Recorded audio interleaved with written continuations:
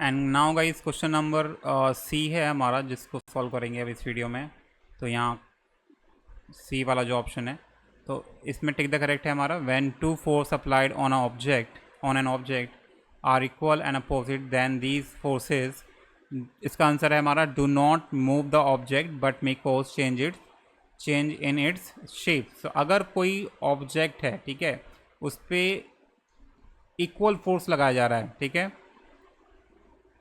Equal force लगाया जा रहा है, टू इक्वल फोर्स लगा रहे हैं, ये भी एफ है, ये भी एफ है, या फिर सपोज 5 न्यूटन है, 5 न्यूटन है, तो जो इसका शेप है उस पर बस डिफरेंट आएगा, क्योंकि जो नेट फोर्स होगा वो कितना हो जाएगा हमारा, नेट फोर्स होगा वो हमारा 0 हो जाएगा, जिसकी वजह से शेप पे चेंज आ सकता है, लेकिन साइज इसके जो डायरेक्शन होगी या फिर स्पीड होगी उस पर कोई भी फर्क नहीं पड़ेगा। The following are the names of some of the well-known forces: A.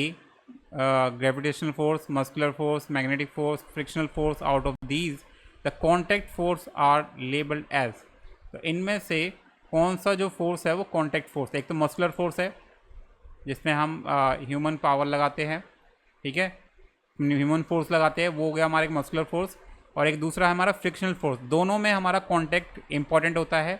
Gravitational force में हमारा कोई भी कॉन्टैक्ट इंपॉर्टेंट नहीं होता है, ठीक है। और दूसरा हमारा मैग्नेटिक फोर्स है। मैग्नेट अगर दूर भी होगी तो आपस में एक दूसरे को अट्रैक्ट कर लेगी, बस जो पोल होते हैं, उनके जो पोल होते हैं, नॉर्थ पोल साउथ पोल, वो अपोजिट होने चाहिए, तो वो आपस में फोर्स को मतलब प्ले आ जाए, फोर्स इनटू प्ले आ जाएगा। लेकिन अगर वो बिना कॉन्टैक्ट की, और ग्रेविटेशनल फोर्स भी कुछ इस तरीके से है कि अगर सपोज हम ऊपर कुछ चीज़ फेंकते हैं स्काई की तरफ, तो वो वापस लौट के ग्राउंड पे आ जाएगा बिना कांटेक्ट के। बिना कांटेक्ट के यहाँ फोर्स लग रहा है, ठीक है। तो यहाँ दो फोर्स है जो हमारे कांटेक्ट वाले फोर्स है, B and C, muscular force and D frictional force. Understood. Third question है, Rohini is pushing a box towards the west direction with a force of F to help her move the box faster in the same direction her friend would pull the box in the west direction with the force of F। Okay, यानी कि अगर suppose ये हमारा box है, ठीक है, और west direction क्या होगी, वेस्ट डायरेक्शन होगी हमारी ये। तो अगर रोहिणी पुल कर रही है, पुश कर रही है वेस्ट डायरेक्शन में विद फोर्स F, तो जो क्या नाम है, कौन है, to help move the box faster in the same direction her friend should. तो जो फ्रेंड होगा उसका, वो क्या कर सकता है, इसी बॉक्स को अपनी तरफ पुल कर सकता है, ठीक है, अपनी तरफ पुल कर सकता है, जिससे कि उसकी हेल्प होगी उसे खींचने में। या फिर यहाँ से भी फोर्स लगा, यहाँ भी से भी पुश कर सकता है सेम डायरेक्शन से, ठीक है। हेल्प हो सकती है या तो वो इस साइड से पुल करे, ठीक है, वेस्ट डायरेक्शन में, या फिर उसकी रोहिणी की साइड से ही पुश करे, या सेम डायरेक्शन में पुश करेगा तभी हेल्प होगी, ठीक है। तो ये दो हो सकते हैं हमारे इसमें। सो यानी कि जो ऑप्शन दे रखा है इसमें, ये वाला इसमें करेक्ट होगा। A container is filled with water as shown in the figure, which of the following statement is correct about the pressure of the water in this container.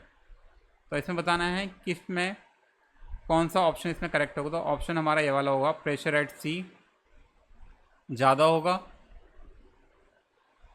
Pressure at B उससे ज़्यादा होगा,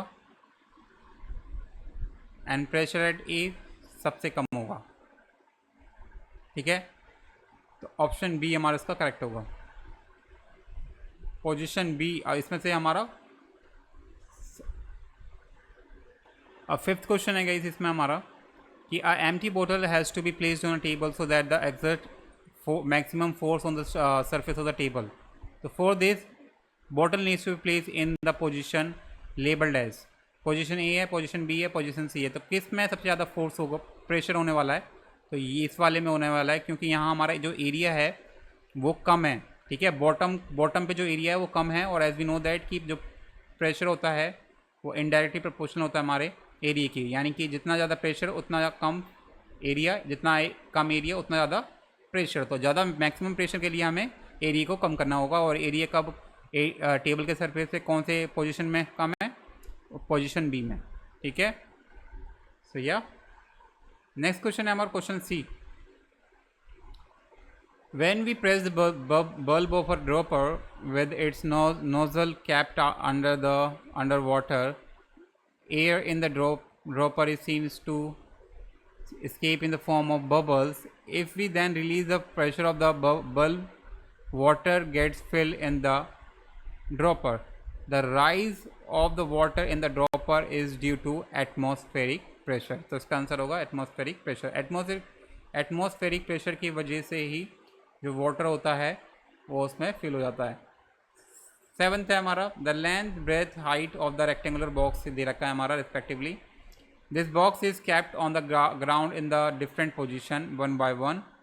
सो which of the following statement is correct statement about the pressure exerted by this force on the maximum. The pressure exerted is maximum when the breath and side forms the base.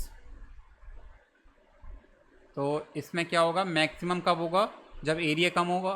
Maximum कब होगा, जब area कम होगा. और area कम कब होगा, जब base में हमारा क्या होना चाहिए, ब्रेथ और हाइट. ठीक है, ब्रेथ और हाइट कम होगी. देखो ब्रेथ और हाइट की वजह से जो एरिया होगा वो कितना होगा हमारा 1000 सेंटीमीटर.